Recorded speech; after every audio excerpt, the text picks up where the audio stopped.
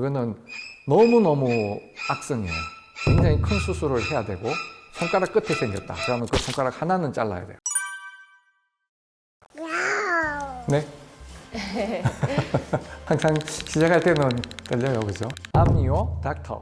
한국 사람에 대해서 생각나는 특성이 혹시 있으신가요? 뭐 한국 사람 하면 빨리빨리죠. 센터장님은 성격이 급하신 편이신가요? 좀 스스로는 아닌 것 같다고 생각하는데 저를 접한 사람들은 역시나라고 이야기합니다. 영상을 올리면서 저희 구독자분들이 댓글을 많이 달아주기 시작하셨어요. 오, 네. 그래서 오늘의 주제는 이야기를 단도직입적으로 드리면 있습니다. 미국에서 발생하는 것보다 훨씬 높은 빈도로 발생하는 암이 대표적인 거는 위암, 두 번째는 간암. 위암이 특징적으로 많이 발생하는 이유가 따로 있나요? 그거는 우리나라 같으면은 생활 습관이 첫 번째일 것 같고요. 뭐 염장 음식을 많이 먹는다든지 아니면 고기를 태워서 먹는다든지 두 번째는 술, 담배 역시 발생률을 높입니다. 아마 세 번째로 이야기하면 감염, 즉 세균인데 혹시 헬리코박터라는 세균 들어보셨죠? 네, 들어봤어요. 뭐 헬리코박터 파일로리라는 균인데 우리나라 성인 같으면 거의 3분의 2 이상 그 감염증을 가지고 있습니다. 헬리코박터 파일로리에 감염이 있는 사람은 위암이 발생할 확률이 높습니다. 그래서 내시경 검사 혹은 호기 검사라는 검사로 감염 여부를 확인할 수 있는데 감염이 확인되면 증상에 상관없이 항생제와 제산제를 포함한 복합요법으로 치료하면 거의 90% 이상은 박멸시킬 수 있습니다. 아주 드물게는 가족성 선종증후군 같은 가족 중에 위암이 발생한 경우에는 확률적으로 발생할 확률이 더 높아집니다. Next! 간암은 왜 특징적으로 많이 발생하는 암 중에 하나인가요? 간암의 원인은 어떻게 보면 명백합니다. 한마디로 바이러스죠. 소위 HBV라고 하는 B형 간염 바이러스, HCV라고 하는 C형 간염 바이러스가 전체 90% 이상 확인이 되고 실제 그런 바이러스의 특정 유전자가 암을 일으킨다는 것도 다 밝혀져 있기 때문에 바이러스 감염 자체가 암을 일으키는 원인이 됩니다. 때로는 다른 원인으로 간 경변이 생길 수 있거든요. 이제 그런 경우에는 그 자체에서 또 암이 발생하기 때문에 술을 많이 마시는 분 정기적인 검사를 하셔야 되겠죠. 그리고 최근에는 항바이러스제가 지금 다 나와 있거든요. 항바이러스제를 써서 없애면 간염 복용자를 하더라도 충분히 예방 가능하다. Next! 외국에 비해서 우리나라에서 갑상선 암이 많이 발생하는 암이라고 들었는데 그거는 정확하게 틀렸습니다. 그렇구나. 암이 빈도가 얼마다 하는 거는 진단이 돼야 되잖아요. 한마디로 그 진단이 너무 과한 거예요. 아무런 검사를 하지 않았던 20세 이상의 성인 여성한테 갑상선 초음파 검사를 하면 아마 3분의 1 이상은 뭔가가 있을 거예요. 검사를 해보면 많은 부분이 또 암이에요. 그런데 그 암은 있으나 없으나 똑같아요. 갑상선 암이 1cm다. 그냥 지켜보는 겁니다. 일반인하고 똑같습니다.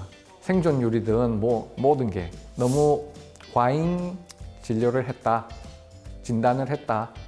여기서 잠깐. 그럼에도 불구하고 갑상선암은 여러 종류가 있고요. 갑자기 커지거나 증상이 발생하거나 그런 경우에는 또 빨리 병원에 가서 정말 이 암이 어떤 종류의 암인지 때로는 암세포의 종류에 따라서 예후가 달라지거든요. 전문가와 상의해서 앞으로 어떤 식으로 진료를 할지를 정해야 되겠습니다. 또 한국인에게 특징적으로 나타나는 암이 다른 종류가 있을까요? 그 위에는 비슷하게 발생할 것 같고요. 그럼에도 우리나라가 췌장암 1년에 한 8,000명 이상이 진단이 되고요. 진단이 되었을 때는 대부분 진행된 상태에서 발견되기 때문에 그러면 조기에 발견할 방법이 있느냐? 그것도 참 없어요. 또 조그맣다 하더라도 주위에 굉장히 해부학적 구조가 너무 복잡해서 조그만데도 불구하고 수술하기가 불가능하거나 힘들거나 1cm짜리 혹을 떼내기 위해서 췌장, 십이지장, 담도, 위까지 다 절제해요. 그러니까 그 부위를 이렇게 완전히 이렇게 삽으로 떠내듯이 하는 수술을 해야 되는, 그래서 굉장히 고약한 병이죠. 췌장암에 대해서는 빨리 발견해서 적은 시술로 완치할 수 있는 방법 혹은 어떤 특정 항암제가 완치를 시킬 수 있는 그런 게 빨리 나오기를 기대합니다. Next! 해외에서는 어떤 암이 많이 발생을 하나요? 특별하게 더 많이 발생한다는 건 없지만 환경적 요건이나 식생활, 습관이 좀 중요한 영향을 미치는데 서구에서 많이 생기는 암은 대장암, 여성에서는 유방암. 대장암과 유방암은 우리나라에서도 지난 한 10년 전부터 굉장히 빠른 속도로 늘고 있거든요. 서구화된 음식, 기름진 음식 관련이 많이 있을 거라고 하는 게 저희들의 이야기입니다. 피부암은 당연히 백인들한테서 많이 있어요. 멜라닌 색소가 자외선으로 발암화시키는 걸 막는 역할을 하거든요. 당연히 백인은 그게 없죠. 부족하죠. 그러니까 백인들은 굉장히 많아요. 그래도 눈에 보이는 암이니까 치료는 치료는 뭐 생기기만 하면 떼면 되죠. 여기서 잠깐.